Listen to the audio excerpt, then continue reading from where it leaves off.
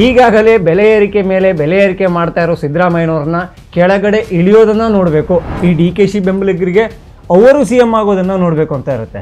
ಪ್ರದೀಪ್ ಈಶ್ವರ್ ಅವರನ್ನು ಕಾಂಗ್ರೆಸ್ ವಕ್ತಾರ spoke person ಆಗಿ ನೋಡಬೇಕು ಅಂತ. ಸ್ವಲ್ಪ ಆದ್ರೂ ಮನಸ್ಸಿಗೆ ಚಿಲ್ಲಾಗಬೇಕು ಅಂದರೆ ಪ್ರದೀಪ್ ಈಶ್ವರ್ ಅವರು ಆಗಾಗ ತೆರೆ ಮೇಲೆ ಬರ್ತಾ ಇರಬೇಕು, ಅವರು ಮಾತಾಡ್ತಾ ಇರಬೇಕು. ಮೋದಿಯವರಿಗೆ ಅಲ್ಲ ಬುದ್ಧಿ ಕೊಟ್ಟಿದ್ದಾನಂತೆ, ಅವ್ರಿಗೆ ಖುಷಿ ಆಯ್ತಂತೆ. BJP ಹಾಗೂ ಮೋದಿ ಸರ್ಕಾರವನ್ನು ಬೀಟ್ ಮಾಡೋರು ಇನ್ನೂ ಬಂದಿಲ್ಲ. ಸೊ ಪ್ರದೀಪ್ ಈಶ್ವರ್ ಅವರು, ಅವರ ಹೆಸರಲ್ಲೂ ಈಶ್ವರ ಇದೆ, ಈಶ್ವರ ಅಲ್ಲ ತೇರೇನ ಪ್ರದೀಪ. ಎಂಥ ಒಳ್ಳೆ ಅರ್ಥಪೂರ್ಣವಾದ ಹೆಸರು. ನಮ್ಮ ಭಗವದ್ಗೀತೆಯಲ್ಲಿ ಒಂದು ಲೈನ್ ಬರುತ್ತೆ, ಪ್ರಜ್ವಾಲಿತೋ ಜ್ಞಾನಮಯ ಪ್ರದೀಪ ಅಂತ. ಮೋದಿಗೆ ಭಾರತ ಶಾಂತಿಯುತವಾಗಿರಬೇಕು. ಹಾಗೆ ಅವರ ಒಂದು ಲೈನ್ ಇದೆಯಲ್ಲ, ಸಬ್ಕಾ ಸಾಥ್ ಸಬ್ಕಾ ವಿಕಾಸ್. ಅದು ಬೇರೆ ಮುಂದಿನ ಸಲ ರಾಹುಲ್ ಗಾಂಧಿ ಅವರು ಏಕಾಂಗಿಯಾಗಿ ಹೋರಾಟ ಮಾಡಿ ಬರೋ ತಲೆಯಲ್ಲಿದ್ದಾರೆ. ಹಿಂದೂಗಳಿಗೆ ಮೋದಿ ಒಂದು ಜನ್ಮಕ್ಕಾಗುವಷ್ಟು ಕೊಟ್ಬಿಟ್ಟಿದ್ದಾರೆ. ಮೋದಿ ಕೊಡುವ ಕಿಟ್ ನಮ್ಮ ಹಬ್ಬಕ್ಕೆ ಬೇಡ ಅನ್ನೋದು ನನ್ನ ವೈಯಕ್ತಿಕ ಅಭಿಪ್ರಾಯ. ಜೈ ಶ್ರೀರಾಮ್. ನಾನು ಅಜಿತ್ ಬೊಪ್ನಳ್ಳಿ. ಈ ಕಾಂಗ್ರೆಸ್ ಅವರು ವಿನ್ ಆದ್ರಲ್ಲ ವಿಧಾನಸಭೆಯಲ್ಲಿ, ಅದೇ 135 ಅಭೂತಪೂರ್ವ ಗೆಲುವು. ಅದಾದಮೇಲೆ ಅವರ ಆಡಳಿತ ಶುರು ಆದಮೇಲೆ ನಮ್ಮ ಕರ್ನಾಟಕದ ಜನರಿಗೆ ಅನೇಕರಿಗೆ ಒಂದೊಂದು ಆಸೆಗಳಿರ್ತವೆ. ಏನಪ್ಪ ಅಂತ ಕೇಳಿದ್ರೆ, ಈಗಾಗಲೇ ಬೆಲೆ ಏರಿಕೆ ಮೇಲೆ ಬೆಲೆ ಏರಿಕೆ ಮಾಡ್ತಾ ಇರೋ ಸಿದ್ದರಾಮಯ್ಯನವ್ರನ್ನ ಕೆಳಗಡೆ ಇಳಿಯೋದನ್ನು ನೋಡಬೇಕು, ಅಂದರೆ CM ಸ್ಥಾನ ಬಿಟ್ಟು ಮನೆಗೆ ಹೋಗೋದನ್ನು ನೋಡಬೇಕು ಅನ್ನೋದು ಕೆಲವರಿಗೆ ಆಸೆ ಇರುತ್ತೆ. ಈ DKಶಿ ಬೆಂಬಲಿಗರಿಗೆ ಅವರು CM ಆಗೋದನ್ನು ನೋಡಬೇಕು ಅಂತ ಇರುತ್ತೆ.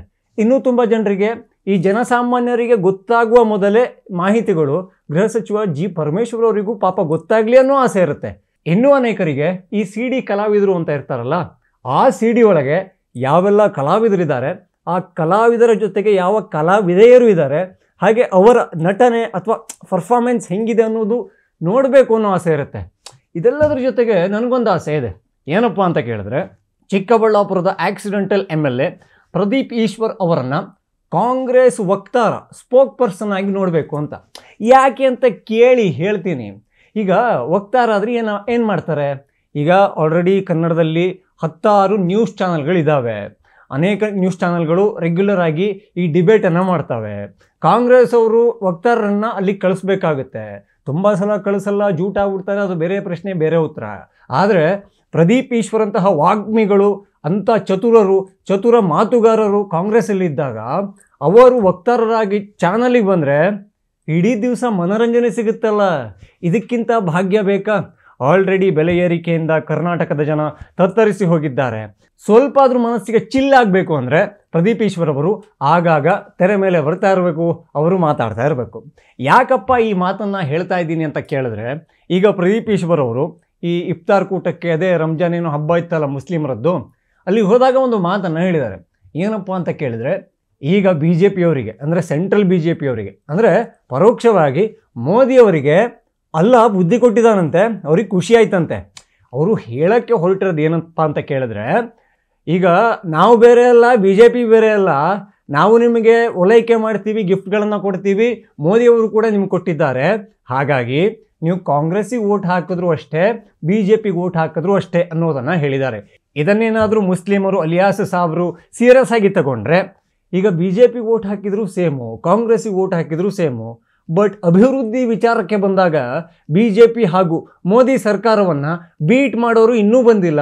ಸೊ BJPಗೆ ವೋಟ್ ಹಾಕ್ಬಿಡ್ತೀವಿ ಅನ್ನೋ ನಿರ್ಧಾರಕ್ಕೆ ಬರಲಿ ಅನ್ನೋದು ನನ್ನ ಆಸೆ. ಪ್ರದೀಪ್ ಈಶ್ವರ್ ಅವರು ಇನ್ನೊಂದು ರೀತಿಯಲ್ಲಿ ಕನ್ಫ್ಯೂಸ್ ಆಗಿರ್ಬೋದು. ಹೆಂಗೆ ಅಂತ ಕೇಳಿ, ನಮ್ಮಲ್ಲಿ ತುಂಬ ಹಿಂದೆ ಒಬ್ಬರು ಪೊಲಿಟಿಷಿಯನ್ ಇದ್ದರು. ಅವರು ಈ ಸೌತ್ ಆಫ್ರಿಕಾದಿಂದ ಅಲ್ಲಿ ವಿದ್ಯಾಭ್ಯಾಸ ಮುಗಿಸಿ ಇಲ್ಲಿ ಬಂದಿದ್ರು. ಅದೇ ಉಪ್ಪಿನ ಸತ್ಯಾಗ್ರಹ ಎಲ್ಲ ಮಾಡಿದ್ರು. ಇವರು MK ಗಾಂಧಿ. ನಮ್ಮಲ್ಲಿ ಮಹಾತ್ಮ ಗಾಂಧಿ ಅಂತ ಕರೀತಾರಲ್ಲ, ಆ MK ಗಾಂಧಿಯವರು ಆ ಕಾಲದಲ್ಲಿ ಉಪವಾಸಕ್ಕೆ ಸತ್ಯಾಗ್ರಹಕ್ಕೆ ಕುಂತಾಗ ಕೆಲಸ ಇರಲ್ವಲ್ಲ, ಆ ಟೈಮಲ್ಲಿ ಒಂದು ಕೆಲಸವನ್ನು ಮಾಡಿದರು. ಏನಪ್ಪ ಅಂತ ಕೇಳಿದ್ರೆ, ಆಗಿನ ಹಾಗೂ ಈಗಿನ ಕೂಡ ಅತ್ಯಂತ ಪಾಪ್ಯುಲರ್ ಸಾಂಗ್ ಆದ ರಘುಪತಿ ರಾಘವ ರಾಜಾರಾಮ್ ಈ ಹಾಡಿದೆಯಲ್ಲ, ಅದೇ ಲಕ್ಷ್ಮಣಾಚಾರ್ಯರು ಬರೆದಿರುವಂಥದ್ದು. ಅದನ್ನು ಕೂತ್ಕೊಂಡು ಒಂದು ಸಣ್ಣ ತಿದ್ದುಪಡಿ ಮಾಡಿದ್ರು. ರಿಯಲ್ ಆಗಿ ಒಂದು ಮೂಲದಿಂದ ಬರೆಯೋಕ್ಕಂತೂ ಬರಲ್ಲ, ಯಾರೋ ಬರೆದಿದ್ದನ್ನು ಒಂದು ಚೇಂಜ್ ಮಾಡಿದ್ರು. ಏನಪ್ಪ ಅಂತ ಕೇಳಿದ್ರೆ, ಈಶ್ವರ ಅಲ್ಲ ತೇರೆ ನಾಮ್ ಅಂತ ಬರೆದ್ಬಿಟ್ರು. ಅಂದರೆ ಈಶ್ವರ ಅಲ್ಲ ತೇರೆ ನಾಮ್ ಎರಡೂ ನಿನ್ನ ಹೆಸರೇ ಅನ್ನೋ ಥರದಲ್ಲಿ. ಸೊ ಪ್ರದೀಪ್ ಈಶ್ವರ್ ಅವರು, ಅವರ ಹೆಸರಲ್ಲೂ ಈಶ್ವರ ಇದೆ, ಈಶ್ವರ ಅಲ್ಲ ತೇರೆ ನಾಮ್, ಈಶ್ವರನು ಒಂದೇ ಅಲ್ಲನೂ ಒಂದೇ ಅಂತ ಅಲ್ಲಿ ಸುತ್ತಲೂ ಗಡ್ಡಧಾರಿಗಳಿದ್ರಲ್ಲ, ಆ ವಿಡಿಯೋದಲ್ಲಿ ಕಾಣ್ತಾ ಇತ್ತಲ್ಲ, ಅವರನ್ನು ಇಂಪ್ರೆಸ್ ಮಾಡೋಕ್ಕೆ ಅಲ್ಲ BJP-ಯವರಿಗೆ ಬುದ್ಧಿ ಕೊಟ್ಟರು ಅಂತ ಏನಾದರೂ ಹೇಳಿದ್ರ? ಇದೊಂದು ಅನುಮಾನ ಕಾಡ್ತಾ ಇದೆ. ಅವರು ಇನ್ನೂ ಒಂದು ವಿಚಾರವನ್ನು ತಲೆಯಲ್ಲಿ ಇಟ್ಕೊಂಡು ಮಾತಾಡಬೇಕಿತ್ತು. ಏನಪ್ಪ ಅಂತ ಕೇಳಿದ್ರೆ, ಅವ್ರದ್ದೊಂದು ಚಂದದ ಹೆಸರಿದೆ, ಪ್ರದೀಪ ಅಂತ. ಪ್ರದೀಪ ಎಂಥ ಒಳ್ಳೆ ಅರ್ಥಪೂರ್ಣವಾದ ಹೆಸರು. ನಮ್ಮ ಭಗವದ್ಗೀತೆಯಲ್ಲಿ ಒಂದು ಲೈನ್ ಬರುತ್ತೆ, ಪ್ರಜ್ವಾಲಿತೋ ಜ್ಞಾನಮಯ ಪ್ರದೀಪ ಅಂತ. ಅಂದರೆ ದೀಪ ಅನ್ನೋದು ಎಷ್ಟು ಇಂಪಾರ್ಟೆಂಟ್ ಅನ್ನೋದನ್ನು ಹೇಳುತ್ತೆ. ಆದರೆ ಅವರು ಎಲ್ಲಿ ನಿಂತಿದ್ರಲ್ಲ ಆ ಜಾಗ, ಅವರ ಸುತ್ತಲೂ ಇದ್ರಲ್ಲ ಆ ಜನ, ಅವರಿಗೆ ದೀಪವನ್ನು ಬೆಳಗಿಸೋದು ಹರಾಮ್ ಆಗುತ್ತೆ. ಇದನ್ನು ನಾನು ಒಂದು ವಿಡಿಯೋದಲ್ಲಿ ಕಣ್ಣಾರೆ ಕಂಡಿದ್ದೀನಿ. ಹಿಂದೂ ಧರ್ಮದಿಂದ ಮುಸ್ಲಿಂ ಧರ್ಮಕ್ಕೆ ಮತಾಂತರವಾಗಿ ತನ್ನ ಪ್ರಿಯಕರನೊಂದಿಗೆ ಮದುವೆಯಾಗಿ ಒಂದು ಮಗುವನ್ನು ಹೆತ್ತು ಆ ಮಗುವಿನ 2ನೇ ವರ್ಷದ ಬರ್ಡೇಲಿ ದೀಪವನ್ನು ಹಚ್ಚಿದ್ದಕ್ಕೆ ಆ ಗಂಡ ಅವಳನ್ನು ನಾಯಿಗೆ ಬಡದ ಹಾಗೆ ಬಡದಿದ್ದ. ದೀಪವನ್ನು ಹಚ್ಚೋದು ಅವರ ಧರ್ಮದಲ್ಲಿ ಹರಾಮಾಗುತ್ತೆ. ಹಾಗಂತ ನೀವು ಕನ್ಫ್ಯೂಸ್ ಆಗಬೇಡಿ. ಬೆಂಕಿ ಹಚ್ಚೋದು ಸಪ್ರೇಟ್, ಈ ದೀಪ ಬೇರೆ ಬೆಂಕಿ ಬೇರೆ. ಅವತ್ತು ಕೊರೋನಾ ಎಲ್ಲ ಬಂದಾಗ ಮೋದಿಯವರು ಹೇಳಿದ್ರಲ್ಲ ದೀಪವನ್ನು ಬೆಳಗಿ ಅಂತ. ನನಗೆಲ್ಲಿ ಅವಾಗ ಭಯ ಆಗ್ಬಿಟ್ಟಿತ್ತು, ಮೋದಿ ಏನಾದರೂ ಹೇಳಿದ್ರೆ ಎಕ್ಸ್ಟ್ರೀಮಾಗಿ ಹೋಗ್ಬಿಡ್ತಾರೆ, ಎಲ್ಲಿ ಬೆಂಕಿ ಹಚ್ಚಿಬಿಡ್ತಾರೋ ಅಂತ. ಸೊ ಇವರು ಕೂಡ ಆ ಎಕ್ಸ್ಟ್ರೀಮಿಗೆ ಹೋಗ್ತಾರೆ. ಬೆಂಕಿ ಹಚ್ಚಿದ್ದನ್ನು ಎಷ್ಟು ಕಡೆ ನೋಡಿಲ್ಲ. CA ವಿಚಾರಕ್ಕೆ ನೋಡಿದ್ದೀವಿ, ಗಣೇಶ ಮೆರವಣಿಗೆಯಲ್ಲಿ ನೋಡಿದ್ದೀವಿ. ಸೊ ಆ ಸಮುದಾಯಕ್ಕೆ ಬೆಂಕಿ ಹಚ್ಚೋದು ದೊಡ್ಡ ಮ್ಯಾಟ್ರ್ ಅಲ್ಲ. ಆದರೆ ದೀಪವನ್ನು ಹಚ್ಚೋದು ಅವರಿಗೆ ಹರಾಮಾಗುತ್ತೆ. ಸೊ ಇದನ್ನು ಕೂಡ ಪ್ರದೀಪ್ ಈಶ್ವರ್ ಅವರು ತಲೆಯಲ್ಲಿ ಇಟ್ಕೊಂಡು ಮಾತಾಡಬೇಕಾಗಿತ್ತು. ಗಾಂಧೀಜಿಯವರು ಬರೆದ ಲೈನಿಂದ ಕನ್ಫ್ಯೂಸ್ ಆದರೋ, ಅಥವಾ ಅವರು BJPಗೆ ಒಂದಿಷ್ಟು ಮುಸ್ಲಿಂ ಮತಗಳು ಬರಲಿ ಅಂತ ಅವರು ಸೇಮು ನಾವು ಸೇಮು ಅಂತ ಹೇಳಿದ್ರು, ಇದಕ್ಕೆ ಕ್ಲಾರಿಫಿಕೇಷನನ್ನು ಆಕ್ಸಿಡೆಂಟಲ್ MLA ಪ್ರದೀಪ್ ಈಶ್ವರ್ ಅವರು ಕೊಡಬೇಕಾಗುತ್ತೆ. ಈ ಮುಸಲ್ಮಾನರಿಗೆ ಮೋದಿ ಅವರು ಅದೇನೋ ಕಿಟ್ ಅಂತ ಕೊಟ್ಟರಲ್ಲ ಹಬ್ಬದ ಪ್ರಯುಕ್ತ, ಅದನ್ನ ಕೊಟ್ಟಾಗ ಕಾಂಗ್ರೆಸ್ ಅವರಿಗೆ ಉರಿ ಯಾಕೆ ಬೀಳಬೇಕು, ಯಾಕೆ ಬಿದ್ದಿದೆ, ಇದರ ಒಂದು ಪ್ರಶ್ನೆ ನಿಮ್ಮಲ್ಲಿಯೂ ಬಂದಿರ್ಬೋದು. ಹಂಗಂದ್ರೆ ಮೋದಿಯವರು ಕೂಡ ಈ ಮುಸ್ಲಿಂ ಓಲೈಕೆಗೆ ನಿಂತರ? ಖಂಡಿತ ಇಲ್ಲ. ಮೋದಿ ಅವರ ರಾಜಕೀಯ ಜೀವನದಲ್ಲಿ ಯಾವತ್ತೂ ಕೂಡ ಮುಸ್ಲಿಂ ದ್ವೇಷವನ್ನು ಮಾಡಿಲ್ಲ. ಅವರಿಗೆ ಹಜ್ ಯಾತ್ರೆದು ಸಬ್ಸಿಡಿನ ಕಟ್ ಮಾಡಿ ಅವರದೇ ಸಮುದಾಯದ ಹೆಣ್ಮಕ್ಳ ವಿದ್ಯಾಭ್ಯಾಸಕ್ಕೆ ಯೂಸ್ ಮಾಡಿದರು. ಯೂಸ್ ಯಾರಿಗೆ? ಅವರಿಗೆ ಆಗುತ್ತೆ. ಆದರೆ ಈಗ ಕಾಂಗ್ರೆಸ್ ಅವರಿಗೆ ಉರಿ ಏನಕ್ಕೆ ಅಂತ ಕೇಳಿ ಹೇಳ್ತೀನಿ. ಕಾಂಗ್ರೆಸ್ ಅನ್ನೋದು ಅವರನ್ನು ವೋಟ್ ಬ್ಯಾಂಕ್ ಅಂತ ಈ ಟೇಕನ್ ಫಾರ್ ಗ್ರಾಂಟೆಡ್ ಅಂತ ತಗೊಂಡ್ಬಿಟ್ಟಿದೆ. ಬೇರೆ ಯಾರಾದರೂ ಕೂಡ ಮುಸಲ್ಮಾನರ ಬಗ್ಗೆ ಸ್ವಲ್ಪ ಕರುಣೆ, ಕಾಳಜಿ, ಪ್ರೀತಿ, ಮಮಕಾರ ತೋರಿಸ್ಬಿಟ್ರೆ ಎಲ್ಲಿ ನಮ್ಮ ಜೇಬಲ್ಲಿರೋರು ಅಲ್ಲಿ ಜಾರಿ ಹೋಗ್ಬಿಡ್ತಾರೋ ಅನ್ನೋದೊಂದು ಭಯ ಅವರಲ್ಲಿ ಕಾಡುತ್ತೆ. ಆಬ್ವಿಯಸ್ಲಿ ಅದರಲ್ಲೂ ಕೂಡ ಮೋದಿ ಮಾಡಿದಾಗ ಅವರು ಇಡೀ ಜಗತ್ತಿನ ಅತ್ಯಂತ ಪ್ರಭಾವಿ ರಾಜಕಾರಣಿ. ಜೊತೆಗೆ ಮುಸ್ಲಿಂ ದೇಶಗಳಾದ ಅರಬ್ಬು ಅದು ಇದು ಎಲ್ಲ ಕಡೆಗಳಲ್ಲೂ ತುಂಬ ಚೆನ್ನಾಗಿದ್ದಾರೆ. ಹಾಗೆ ಇಲ್ಲಿ ಪಸ್ಮಂದ ಮುಸ್ಲಿಮರ ಬಗ್ಗೆ ಕೂಡ ತುಂಬ ಕನಿಕರದ ಮಾತನ್ನು ಆಡಿದ್ರು ಚುನಾವಣೆಗೂ ಮುನ್ನ. ಅದು ಯೂಸ್ ಆಯಿತೋ ಬಿಡ್ತೋ ಅದು ಗೊತ್ತಿಲ್ಲ. ಮೋದಿಗೆ ಭಾರತ ಶಾಂತಿಯುತವಾಗಿರಬೇಕು. ಹಾಗೆ ಅವರ ಒಂದು ಲೈನ್ ಇದೆಯಲ್ಲ, ಸಬ್ಕಾ ಸಾಥ್ ಸಬ್ಕಾ ವಿಕಾಸ್, ಅದನ್ನು ಅವರು ಹೇಳಿದ್ದಷ್ಟೇ ಅಲ್ಲ ಪಾಲಿಸಿಕೊಂಡು ಹೋಗ್ತಾ ಇದ್ದಾರೆ. ಇದನ್ನು ಮಾಡಿದ್ದಕ್ಕೆ ಕಾಂಗ್ರೆಸ್ ಅವರಿಗೆ ನೋವಾಗೋದ್ರಲ್ಲಿ, ಉರಿ ಬೀಳೋದ್ರಲ್ಲಿ ಯಾವುದೇ ಅಚ್ಚರಿ ಇಲ್ಲ. ಎಲ್ಲಿ ನಮ್ಮ ವೋಟ್ ಬ್ಯಾಂಕು ಕೆಲವು ಪರ್ಸೆಂಟು ಜಾರಿ ಆ ಕಡೆ ಹೋಗಿ ನಿಂತ್ಕೊಂಡ್ಬಿಡುತ್ತೋ ಅನ್ನೋ ಭಯ ಕಾಡಲ್ವೇನ್ರಿ? ಅದು ಬೇರೆ ಮುಂದಿನ ಸಲ ರಾಹುಲ್ ಗಾಂಧಿ ಅವರು ಏಕಾಂಗಿಯಾಗಿ ಹೋರಾಟ ಮಾಡಿ ಬರೋ ತಲೆಯಲ್ಲಿದ್ದಾರೆ. ಯಾಕೆಂದರೆ ಇಂಡಿ ಒಕ್ಕೂಟ ಕಿಂಡಿ ಓಪನ್ ಆಗಿದೆ, ಎಲ್ಲರೂ ಕೂಡ ರಾಹುಲ್ ಗಾಂಧಿಯನ್ನು ಟ್ರೋಲ್ ಮಾಡ್ತಾ ಇದ್ದಾರೆ. ಹೀಗಾಗಿ ಅದೊಂದು ಭಯ ಕಾಡ್ತಾ ಇರ್ಬೋದು. ಇನ್ನೊಂದು ವಿಚಾರವನ್ನು ಹೇಳ್ತಾರೆ, ಎಲ್ಲಾದರೂ ಕೋಮುಗಲಭೆ ಆದಾಗ ಕಾಂಗ್ರೆಸ್ ಅವರು ಹಾಗೂ ಈ ಜಾತ್ಯತೀತರು ಮುಂದೆ ಬಂದ್ಬಿಡ್ತಾರೆ, ಹಿಂದೂ ಮುಸ್ಲಿಂ ಬಾಯಿ ಬಾಯಿ ಅಂತಾರೆ. ಹಿಂದೂ ಮುಸ್ಲಿಂ ಬಾಯಿ ಬಾಯಿ ಅನ್ನೋದು ನೀವೇ. ಮೋದಿ ಅವರು ಮುಸ್ಲಿಮರಿಗೆ ಏನಾದರೂ ಗಿಫ್ಟ್ ಕೊಟ್ಟಾಗ ಬೊಬ್ಬೆ ಹೊಡೆದು ಬಾಯಿ ಬಡ್ಕೊಳ್ಳೋರು ನೀವೇ. ಇದರಲ್ಲಿ ಏನಿದೆ ಲಾಜಿಕ್ಕು? ಅಂದರೆ ನೀವು ಕೊಟ್ಟರೆ ಪಾಯಸ, ಮೋದಿ ಕೊಟ್ಟರೆ ಪಾಯ್ಸನ್ನ. ಇದರಲ್ಲಿ ಲಾಜಿಕ್ಕನ್ನು ಹುಡುಕಿ ಕೊಟ್ಟವರಿಗೆ ಮೋದಿ ಹತ್ರ ವಿಶೇಷವಾದ ಮನವಿಯನ್ನು ಮಾಡಿ ನಿಮಗೂ ಒಂದು ಕಿಟ್ಟನ್ನು ಕೊಡಲಾಗುವುದು. ಮೋದಿಯವರಿಗೆ ಅಷ್ಟೊಂದು ದೊಡ್ಡ ಫ್ಯಾನ್ ಫಾಲೋವಿಂಗ್ ಹಿಂಗಿದೆ. ಅವರು ಹಿಂದೂ ಹೃದಯ ಸಾಮ್ರಾಟ ಅಂತ, ಅದರಲ್ಲಿ ಡೌಟೇ ಇಲ್ಲ. ಹಾಗೆ ಸ್ವಚ್ಛ ಆಡಳಿತಗಾರ, ಪವರ್ಫುಲ್ ಮ್ಯಾನ್ ಅಂತ. ಈ ಹಿಂದುತ್ವ ಅನ್ನೋದು ಮುಸ್ಲಿಂ ದ್ವೇಷವನ್ನು ಮಾಡುವಂತ ಯಾವತ್ತೂ ಹೇಳಿಲ್ಲ. ನಾನು RSS ಶಾಖೆಗಳಿಗೆ ಹೋಗಿದ್ದೇನೆ, ಅಲ್ಲಿ ಕೂಡ ಅನೇಕ ಭಾಷಣಗಳನ್ನು ಕೇಳಿದ್ದೀನಿ. ಯಾವತ್ತೂ ಕೂಡ ಮುಸಲ್ಮಾನ ದ್ವೇಷವನ್ನು ಮಾಡಿ ಅಂತ ಸಂಘವೂ ಹೇಳ್ಕೊಟ್ಟಿಲ್ಲ ಅಥವಾ ಮೋದಿಯೂ ಹೇಳಿಲ್ಲ.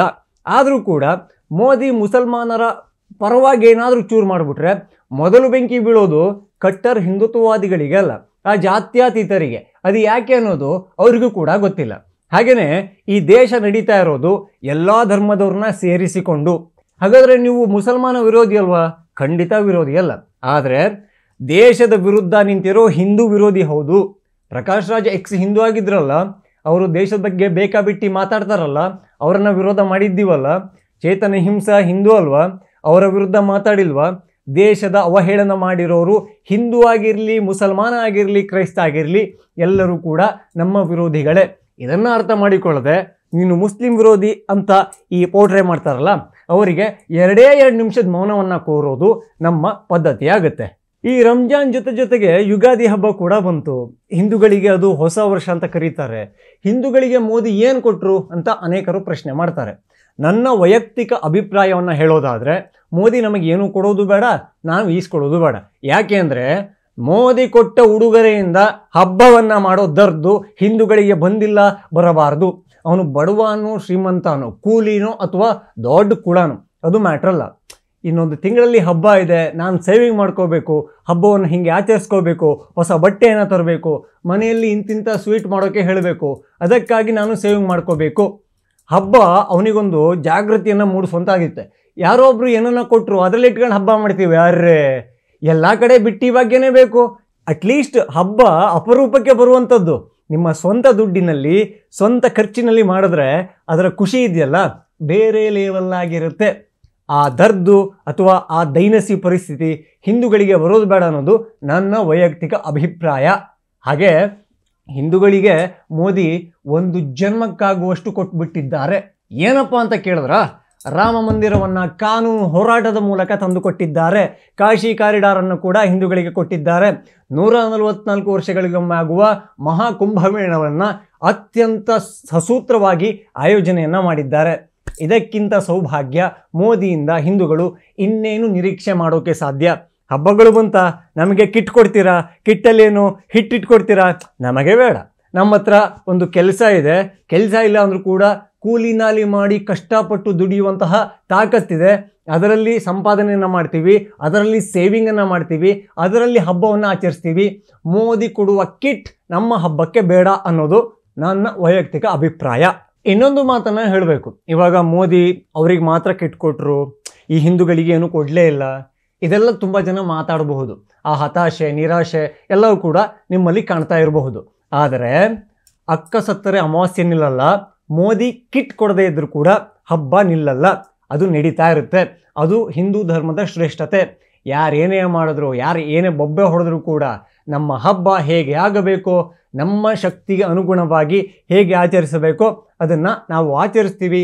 ಹಿಂದೂಗಳ ಹಬ್ಬವನ್ನು ಧಾಮ್ ಧೂಮಾಗಿ ಅದನ್ನು ಸೆಲೆಬ್ರೇಟ್ ಮಾಡ್ತೀವಿ. ಇದರ ಬಗ್ಗೆ ಯಾರಿಗಾದರೂ ಬೇಜಾರಿದ್ರೆ, ಅಥವಾ ಈ ಪ್ರಗತಿಪರರು ಜಾತ್ಯತೀತರಿಗೆ ಅಯ್ಯಯ್ಯೋ ಈ ಯುಗಾದಿಯೊಂದು ಈ ಬೇವು ಬೆಲ್ಲ ತಿಂತಾರಂತೆ, ಬೆಲ್ಲ ರೇಟ್ ಎಷ್ಟಾಗುತ್ತೆ ಎಲ್ಲರೂ ತಿಂದರೆ, ಬೇವಿಗೋಸ್ಕರ ನಾವು ಮರ ಕಡಿಬೇಕಾಗುತ್ತೆ, ಪರಿಸರ ಮಾಲಿನ್ಯ ಎಲ್ಲಿಗೆ ಹೋಗಿರುತ್ತೆ, ಇಂಥದ್ದೆಲ್ಲ ಮಾತಾಡಿರೋಗಿದೆಯಲ್ಲ, ಅವರಿಗೆ ಹಿಂದೂ ಧರ್ಮದ ಹಬ್ಬ ಸಮಸ್ಯೆ ಅಲ್ಲ, ಅವರ ಹುಟ್ಟಿನ ಮೂಲದ ಸಮಸ್ಯೆ, ಮೂಲ ಗೊತ್ತಿಲ್ಲದೆ ಇರೋದು ದೊಡ್ಡ ಸಮಸ್ಯೆ.